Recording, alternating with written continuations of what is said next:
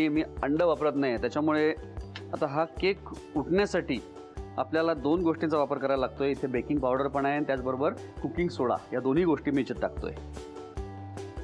टाकलेला एक अर्धा चमचा बेकिंग पावडर आणि एक पाव चमचा थोडासा एक आणखीन एक चिमूट आपण कुकिंग सोडा पण यात टाकतोय. व्हॅनिला इसेन्स काही 7-8 थेंब टाकलेले आहेत आणि त्याचबरोबर मी थोडंसं दूध टाकणार आहे याच्यामध्ये.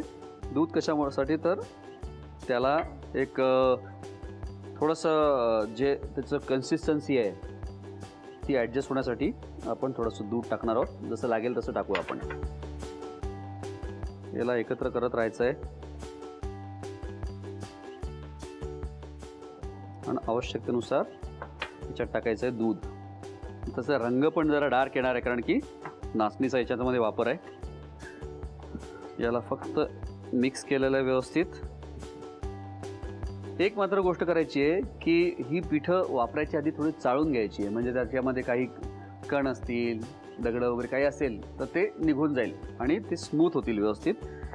आणि याला आपल्याला एकदा मिक्स करून घ्यायचं आहे, पण एकदा मिक्स झाल्यानंतर त्याला खूप फेटायचं नाही आहे आपल्याला.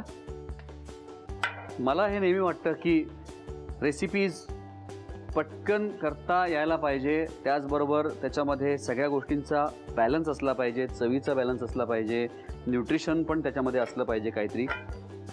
तर काय त्या रेसिपीज सगळ्यांनाच खाता येतात, आवडतात पण, नाही का. आता हे उरलेलं जे बटर आहे त्याचा आपण वापर करूया. या मोल्डमध्ये मी लावून घेतोय खाली.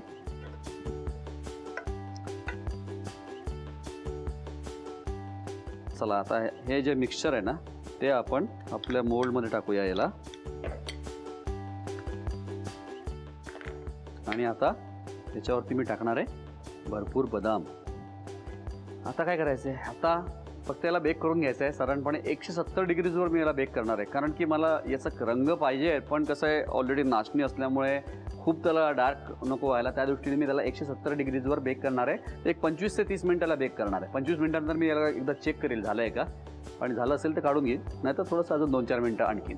याला मी बेक करून प्लेटमध्ये काढून घेतो. तोपर्यंत तुम्ही साहित्य आणि कृती लिहून घ्या. नाचणी टी केक बनवण्यासाठी लागणारं साहित्य: नाचणीचं पीठ, दूध, बटर, कंडेन्स मिल्क, गव्हाचं पीठ, बदामाचे काप, पिठी साखर, बेकिंग पावडर, बेकिंग सोडा आणि व्हॅनिला इसेन्स. कृती: एका भांड्यामध्ये 75 ग्रॅम बटर घेऊन त्यामध्ये पिठी साखर घालून ती फेटून घ्यावी. त्यानंतर 2 ते 2.5 चमचे कंडेन्स मिल्क, 1.5 वाटी नाचणीचं पीठ, गव्हाचं पीठ, बेकिंग पावडर, बेकिंग सोडा, व्हॅनिला इसेन्स आणि दूध घालून सर्व मिश्रण नीट फेटून घ्यावं. केकच्या साच्याला बटर लावून तयार मिश्रण त्यामध्ये ओतून बदामाचे काप वरून घालावेत. तयार केक 170 डिग्रीला 25 ते 30 मिनिटं बेक करून घ्यावा आणि सर्व्ह करावा.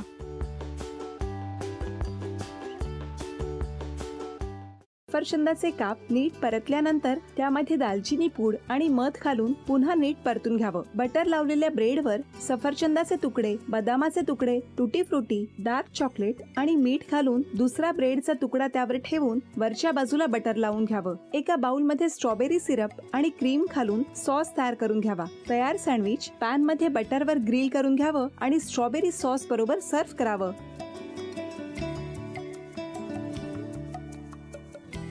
हे जेव्हा बोलत होते तेव्हा मी बघत होतो की या दोघांनी स्वतःचा संसार उभा केलाच, पण स्वतःच्या संसाराबरोबर अनेकांच्या आयुष्यात आनंद निर्माण केला. तो आनंद महत्त्वाचा. हसत राहा, आनंदी राहा असं म्हणत शुभेच्छा देऊया. आणि ही झी मराठीकडून भेटवस्तू डेव्हिड तुमच्यासाठी. अभिनंदन. आणि वहिनींना तथास्तू पुणे यांच्याकडून ही पैठणी. अभिनंदन.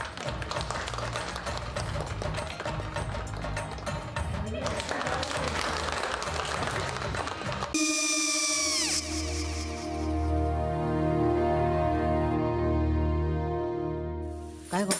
हा काय झालं? काय झालं? काय आले मी निकाल लावून आली. हो, पण तिची आईच काय बोलली?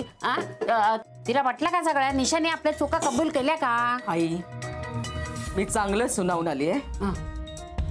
त्या तिची बाजू घेत होत्या पण मी लक्ष दिलं नाहीये. खूप झालं आता. चांगुलपणा खूप झाला. मऊ दिसलं ना की कोपऱ्याने खणतात ना माणसं, ते असं. काकू पण आईच म्हणली काय तिची, पटला काय तिका? मला माहिती. आई मी तुम्हाला नंतर फोन करते. हो आणि आई बाबा जे बोलले त्याचं वाईट नका वाटून घेऊ. सॉरी. सॉरी काय त्या? नेहा आले. आई मी येते. हो काकू येते.